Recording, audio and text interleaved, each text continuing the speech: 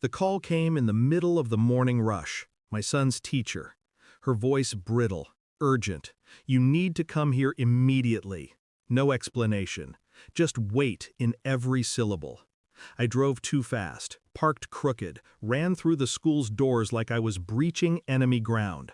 The police were already there, blue lights flashing against children's drawings taped to the walls. A uniformed officer pulled me aside, away from my son, away from the classroom. His tone was rehearsed, controlled, but the tremor was there. What we found in that tablet is horrifying. I braced myself for anything but this.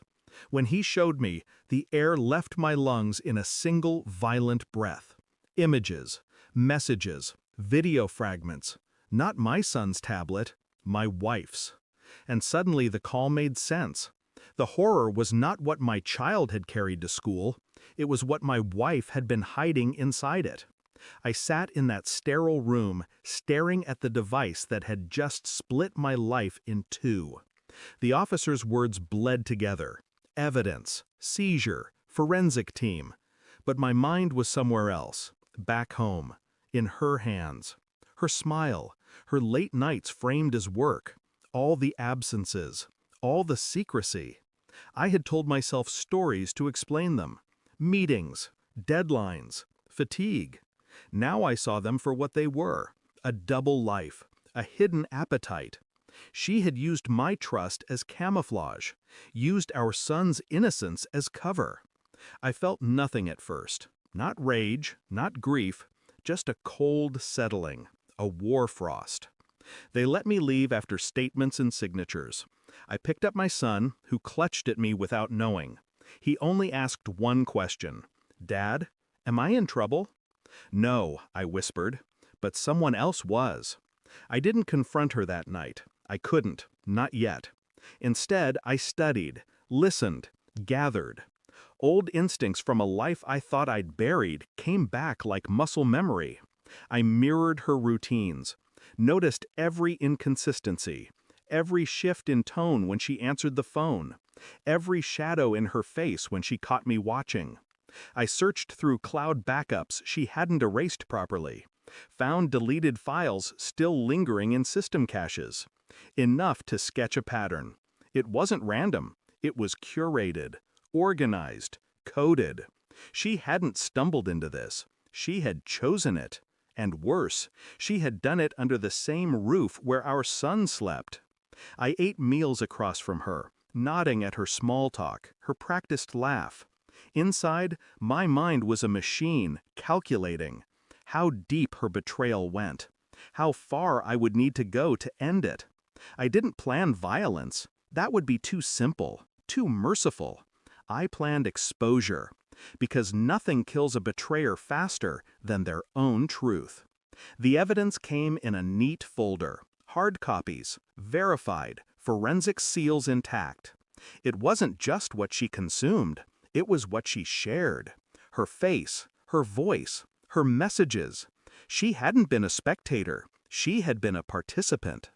When I handed her the folder across the kitchen table, she didn't open it right away. She only glanced at my expression, and something inside her seemed to break. She flipped the pages, line by line. Her lips parted. A choked sound slipped out.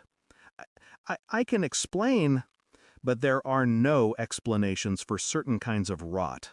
I didn't shout, didn't strike. I only asked her one question, as cold as stone. How long did you think you could keep this hidden?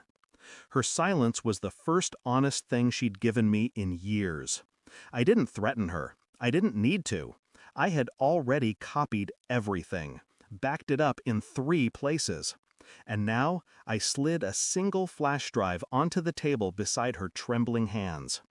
"Tomorrow," I said quietly, "this goes to the authorities if you don't leave tonight. No argument, no custody battle, no fight over money. You walk out that door with nothing, or the world sees what's inside that tablet." Her face drained of color. She tried to plead, but her voice collapsed in on itself. She realized, in that moment, she wasn't negotiating with a husband. She was negotiating with inevitability, and inevitability doesn't bargain. She left before dawn, suitcase half packed. No goodbye to our son. The silence she left behind was louder than her footsteps, but it was clean. I watched the sun rise from the same table where her world had ended. My son padded into the kitchen, hair tangled, eyes heavy. "Where's Mom?" he asked. "She's gone," I said. And for the first time, the truth didn't taste bitter. Because betrayal, once exposed, no longer holds power. It only destroys the one who carried it. I felt no pity, no loss, only clarity. And clarity, I realized, is the sharpest revenge of all. Thanks for watching. Don't forget to like, share, and comment. Subscribe now to Cheating Stories Insight World for more amazing stories.